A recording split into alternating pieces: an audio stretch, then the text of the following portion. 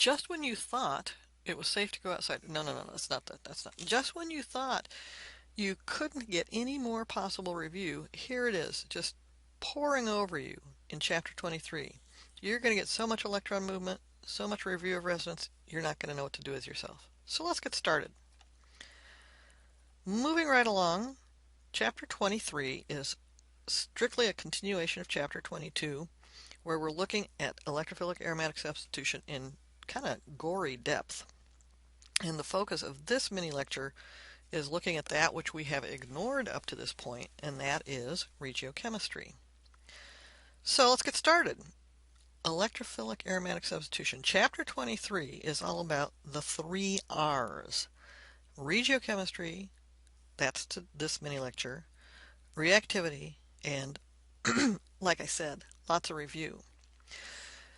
First review is electrophilic addition of strong acids, strong electrophiles like HBr, to pi nucleophiles like an alkyne.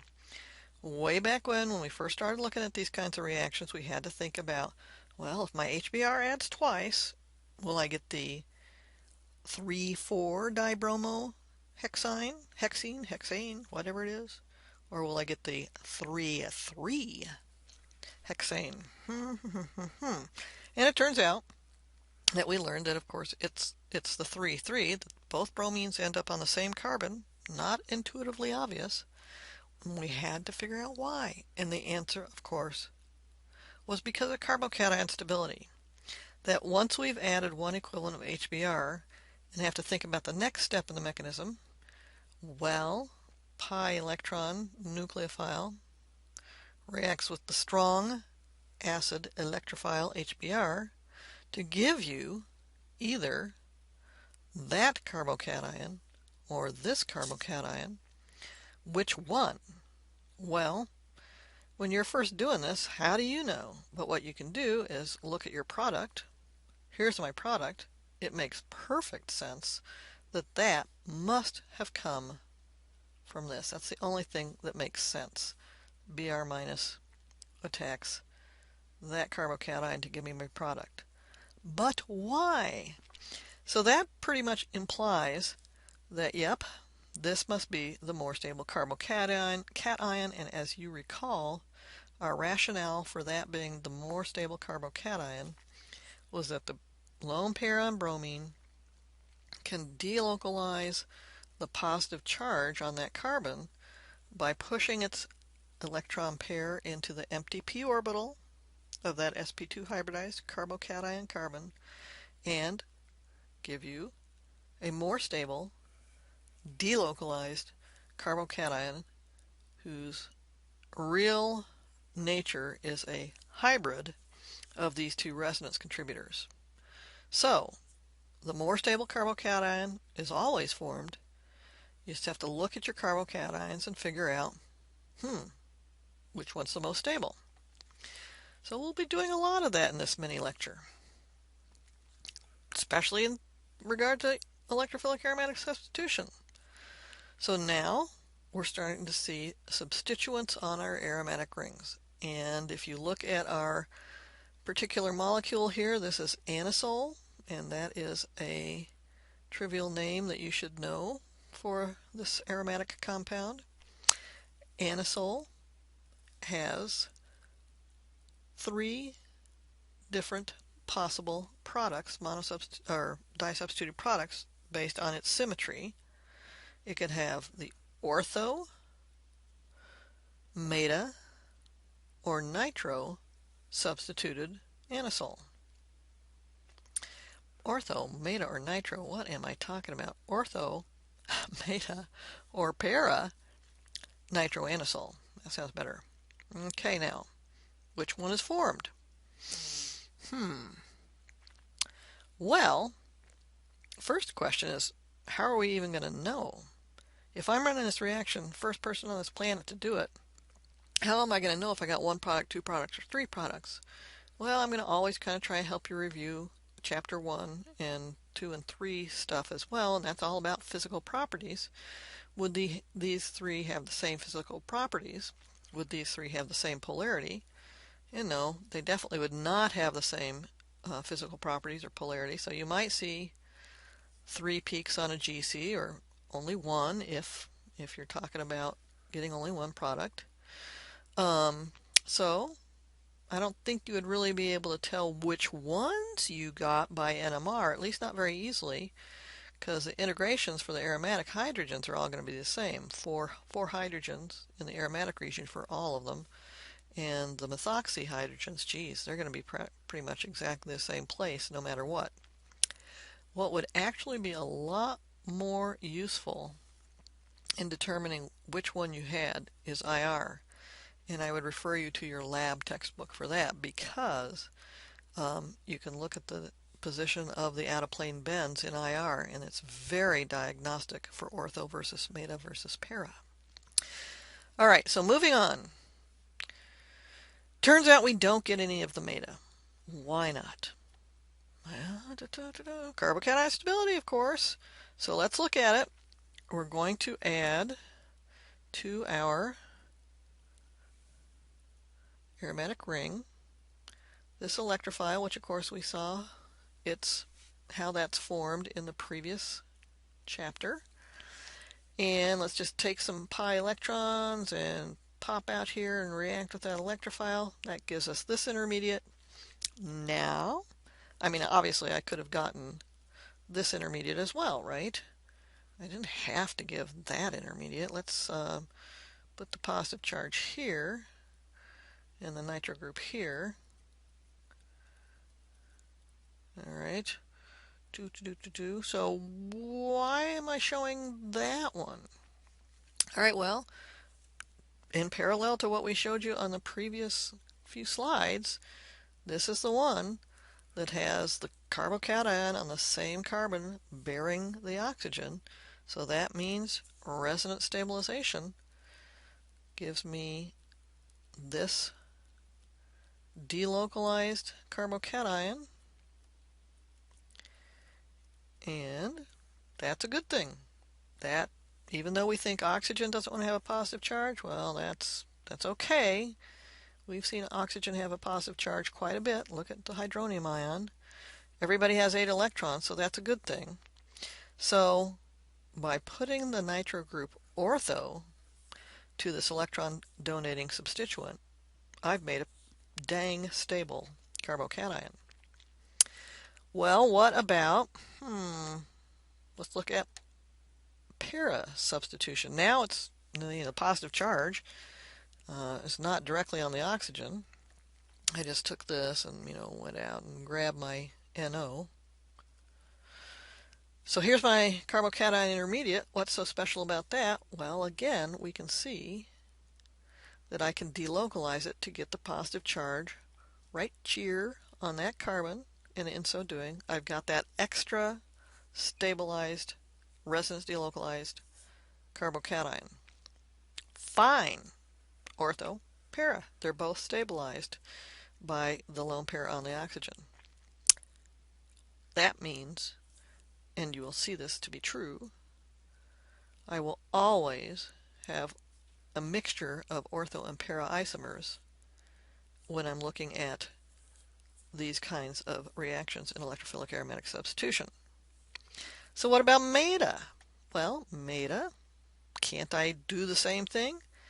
Not if you're doing your electron movement arrows correctly. So I can push these electrons over there, and that puts positive charge there. I can push these electrons right here. Once I've moved things around, that'll put the positive charge right there.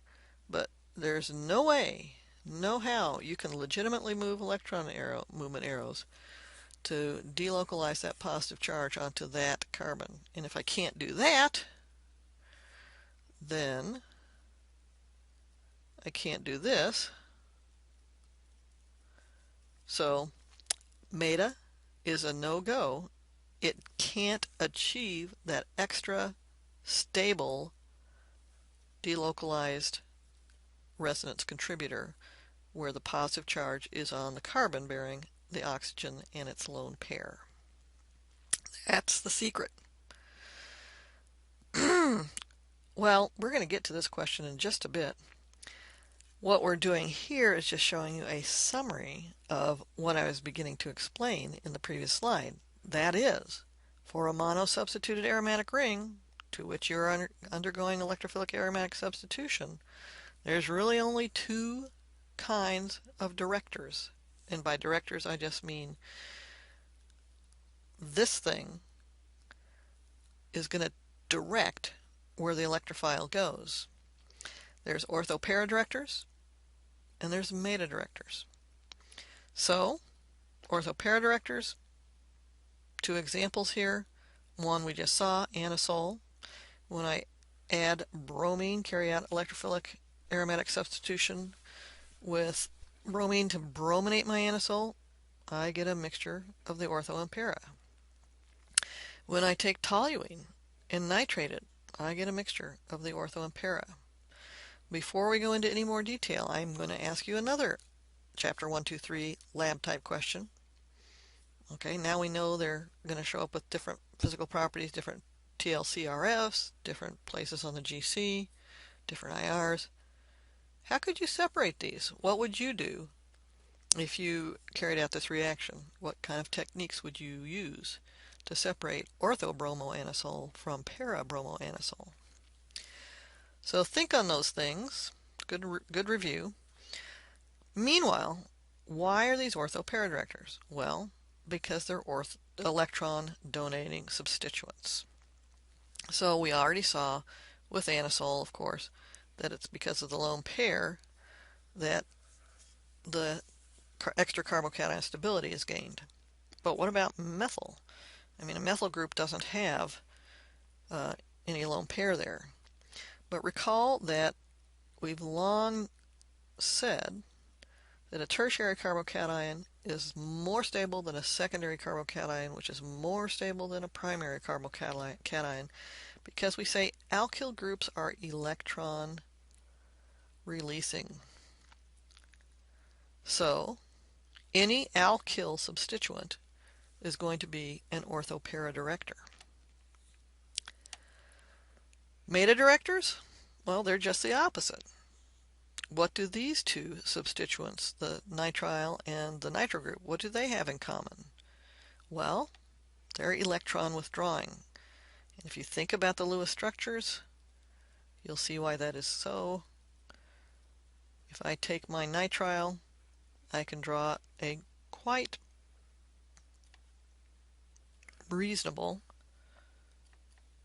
resonance contributor.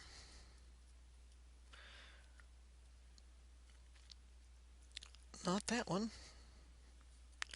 That puts a positive charge right there on that carbon. And of course the nitro group, ye gads, we already know it has a positive charge on the nitrogen. So both of these are clearly, I hope very clearly, very strongly electron withdrawing substituents. So when they undergo electrophilic aromatic substitution, they end up being meta-directors only. Why?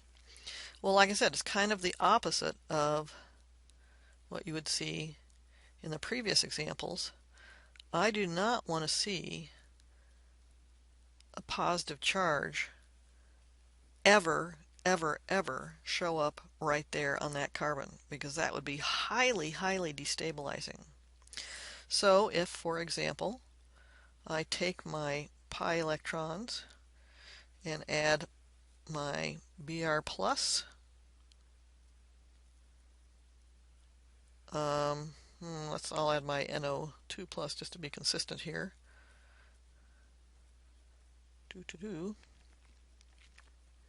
So I already have a nitrobenzene, and now I'm going to add a NO2 electrophile.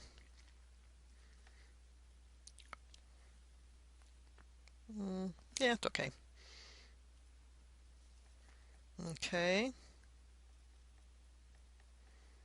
So here we go. If I put that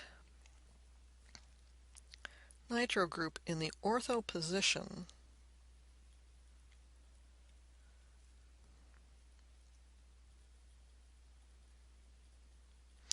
Okay, I've got this, and I've got this, and I've got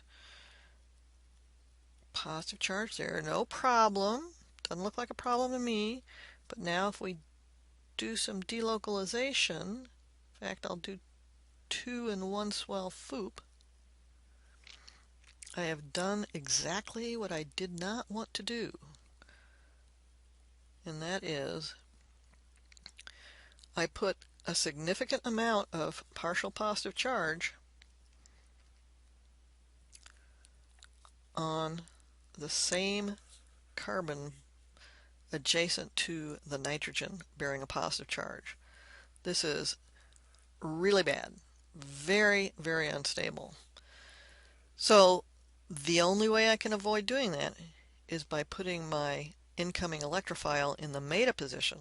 If I do that, the positive charge never ends up on the same carbon bearing the electron withdrawing substituent, and that makes me happy. As usual, the most stable carbocation arenium ion intermediate is formed because it's more stable. It's formed more quickly. Because it's formed more quickly, it leads to the major product. This is an example of kinetic control of your product mixture. So, Lord in heaven, how do you keep all this straight? Oh, you don't have to worry about it. You don't have to memorize. Table 23 lists it. Don't memorize it. Don't memorize it. What you need to do is just think about what's electron donating, what's electron withdrawing. So, oh, actually, that's not just true for chapter 23, is it? No, it's not. All right, so I have some examples I'm going to go through, but I didn't want this to get too long, so that'll be in a separate mini lecture, part B. But it's been a long time since we've had a joke. So, 2 cannibals went out and they ran across and captured a clown. So you know what cannibals do. So this, as they were eating, the one cannibal said to the other, "Does this taste funny to you?" Yeah, it's kind of sick. I kind of like sick humor. Okay, more EAS to come. See you in class.